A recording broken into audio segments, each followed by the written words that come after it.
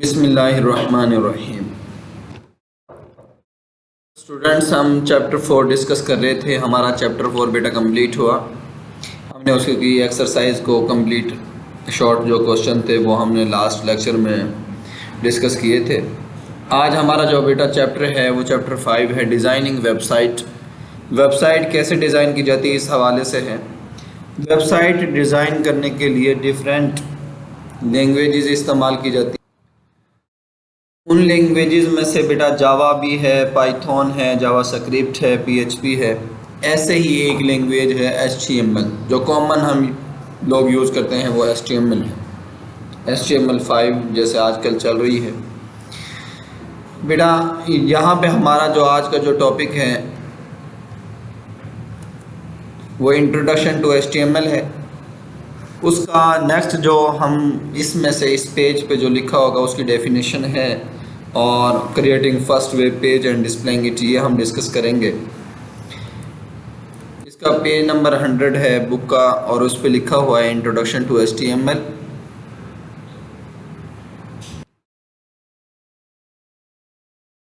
Introduction to HTML में बेटा यहाँ पे सिर्फ उसकी सिंपल जो इंट्रोडक्शन है, हाइपर टेक्स्ट मार्कअप लैंग्वेज है, उसमें हाइपर टेक्स्ट एक अलग वर्ड है, मार्कअप लैंग्वेज एक अलग वर्ड है। इस हवाले से इस पेज पे डिस्कस किया गया है। लेकिन मैं ये चाहता हूँ कि आप एक नोटपैड जैसे टेक्स्ट एडिटर है उस पर हम अपना जो HTML कोड है वो लिखें, और उसके बाद हमारा जो वो HTML कोड हम टेक्स्ट एडिटर नोटपैड पे लिखेंगे वो हमें एग्जीक्यूशन के बाद एक जो वेब ब्राउज़र है, गूगल क्रोम है या जो भी है, उस पर हम अपना पेज जो है देख सकें उसकी आउटपुट क्या होगी। लेकिन सबसे पहले ये मैं बात वाज़ेह कर दूं कि मैं इस पेज की 100 और 101 जो पेज है इसकी मैं रीडिंग करवाऊंगा, उसके बाद हम उसकी तरफ आएंगे। तो वेट करना है कि जब तक मैं इसकी रीडिंग ना करवाऊँ।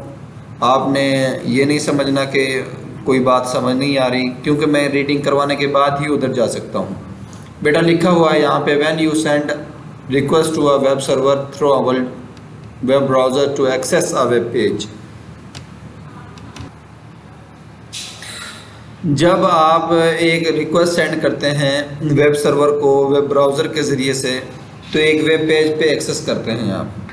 You get HTML as a response from there the web browser understand the HTML and displays contents of the web page. HTML tells the browser how the contents are structured inside a web page. Read करना है बेटा इस paragraph को। आपने जो याद करना है वो इसकी डेफिनेशन है। हाइपर टेक्स्ट मार्कअप लैंग्वेज है HTML language, is a simple language to create web pages. Web pages वगैरह क्रिएट करने के लिए यूज़ होती है। टू इम्पोर्टेंट जो टर्म्स हैं वो हैं हाइपर टेक्स्ट है और मार्कअप लैंग्वेज। हाइपर टेक्स्ट की बेटा डेफिनेशन यहाँ पे लिखी हुई है, आपने ये डेफिनेशन याद करनी है।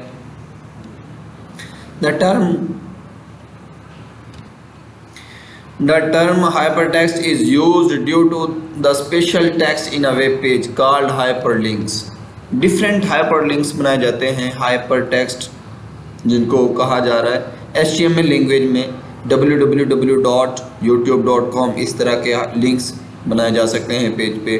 www.w3school.com वेब पेजेस जिस पे हम HTML वगैरह को देख सकते हैं, कंप्लीट उसकी डिस्क्रिप्शन लिखी हुई है वहाँ पे मिलेगी हमें।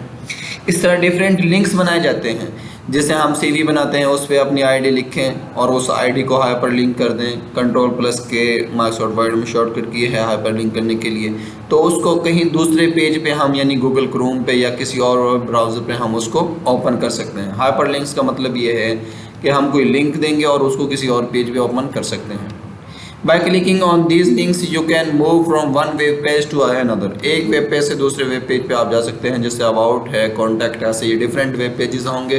तो हम इनके लिंक देंगे एक पेज पे, फिर हम वहाँ पे जा सकते हैं। कॉन्टैक्ट पे जब हम कॉन्टैक्ट अस पे क्लिक करेंगे तो कॉन्टैक्ट अस का कंप्लीट एक पेज खुलेगा। अबाउट अस पे क्लिक करेंगे तो अबाउट अस का एक कंप्लीट पेज ओपन होगा, लेकिन लिंक हमें क्रिएट करना होगा। Hyperlinks are use to navigate on the world world wide web पे। मार्कअप लैंग्वेज की बेटा यहाँ से इसकी भी डेफिनेशन आप याद करेंगे। दूसरी टर्म है HTML की।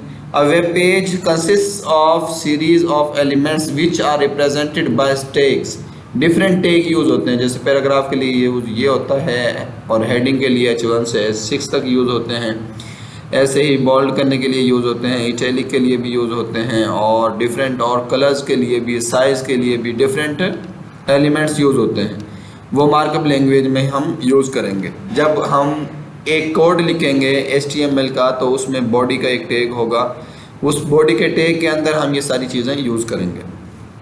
अब यहाँ पे लिखा हुआ है ये एक स्टार्टिंग पॉइंट होता है एलिमेंट का और एक एंडिंग पॉइंट होगा। पेयर टैग होंगे कुछ और कुछ सिंगुलर टैग होते हैं, लेकिन पेयर टैग का मतलब यह है कि एक स्टार्टिंग पॉइंट होगा और उसका एक ही एंडिंग पॉइंट होगा स्लैश p के साथ, जैसे आप इसको एंड किया गया है। ऐसे डिफरेंट हम टैग यूज़ करेंगे जिनके स्टार्टिंग पॉइंट होंगे और एंडिंग पॉइंट होंगे। हियर p जो ये है स्टार्टिंग पॉइंट पैराग्राफ का shows making of paragraph opening tag, और ये जो बेटा है means making of paragraph closing tag. इसका मतलब क्लोजिंग टैग है, इसका ओपनिंग टैग। यहाँ पर लिखा हुआ है I am a student, I am in class 9, I am in computer section, I have a computer. 4 paragraph मतलब यहाँ पे लिए गए। ये देख सकते हैं ओपनिंग टैग है और ये क्लोजिंग टैग, और दरमियान में जो पैराग्राफ आप लिखना चाहें कुछ भी आप लिख सकते हैं। इसको कंप्लीट बेटा याद करेंगे। नेक्स्ट जो हमारा पेज है 101, उस पर सबसे टॉप पे लिखा हो डू यू नो, आप क्या जानते हैं HTML एक सेंसिटिव लैंग्वेज नहीं है। केस सेंसिटिव लैंग्वेज नहीं है। इसका मतलब ये है कि बेटा इसमें अपर केस में, लोअर केस में, अब जैसे आप P ही यूज़ कर रहे थे लास्ट पैराग्राफ में, अगर P को स्मॉल लिखें तब भी आप यूज़ कर सकते हैं, और अगर लार्ज लिखना चाहते हैं, बड़ी ABC जो हम यूज़ करते हैं कैपिटल, उसमें लिखना चाहते हैं तो उसमें भी हम यूज़ कर सकते हैं। केस सेंसिटिव का मतलब ये है कि अगर लैंग्वेज केस सेंसिटिव होगी तो उसमें इस तरह छोटा और बड़ा वर्ड लिखने से भी फ़र्क पड़ता है, लेकिन HTML एक केस सेंसिटिव लैंग्वेज नहीं है। ये आप याद करेंगे डू यू नो में जो लिखा हुआ है बेटा, यही चीज़ लिखी हुई थी। Creating first web page and displaying it, इसका प्रोसीजर लिखा हुआ है। आपने ओपन टेक्स्ट एडिटर में जो नोटपैड की बात कर रहा था स्टार्ट में ही, वही होगा। राइट सम HTML कंटेंट्स, कुछ HTML कंटेंट्स यहाँ पे लिखे हुए हैं H1 और P और डिफरेंट हेडिंग और पैराग्राफ के लिए।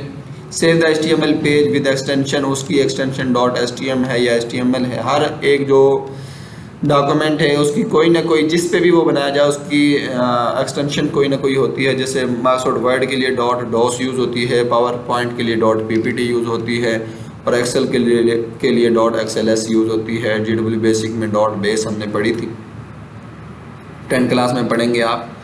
तो बेटा ये डिफरेंट एक्सटेंशन यूज़ होती हैं, लेकिन HTML के लिए आप htm डॉट या HTML यूज़ करेंगे। In order to view your first web page, just double click the HTML file you saved in step 3. A web browser is automatically open to show your web page as shown in figure 5.4. ये देख सकते हैं आप, उसको save करने का तरीकाकार बताया हुआ है। यहाँ से आप देख सकते हैं index.html का नाम दिया है, ऑल फाइल्स की हैं। ये मैं प्रोसीजर अभी आपको बताता हूँ। नोटपैड पे हम भी ये कोड लिखेंगे, उसके बाद हम देखेंगे कैसे सेव करते हैं और कैसे हम उसको एग्जीक्यूट करेंगे, और हमारा वेब पेज क्या हमें आउटपुट देगा, क्या डिस्प्ले होगा। ये कंप्लीट बेटा मैं अभी आपको नोटपैड पे लेके चलता हूँ। वहाँ हम कंप्लीट एक कोड लिखेंगे और उस पर हम अपना ये हेडिंग जो है और पैराग्राफ जो हैं इनको देखेंगे कि कैसे ये शो होते हैं। हम जैसे यहाँ पे उसने पिक्स लगाई हुई हैं, यहाँ पे ये कोड लिखा हुआ है, ये सेव करने का प्रोसीजर बताया है, और यहाँ पे आपकी जो है आउटपुट है। यहाँ देख सकते हैं H1 है, माई फर्स्ट हेडिंग है, माई फर्स्ट हेडिंग ऐसे ही आया। HTML है, माई फर्स्ट पैराग्राफ है, पैराग्राफ हेडिंग के तौर पे नहीं होता, उसको स्मॉल में लिखा गया है। इस तरह हम भी बेटा अभी नोटपैड पे देखते हैं।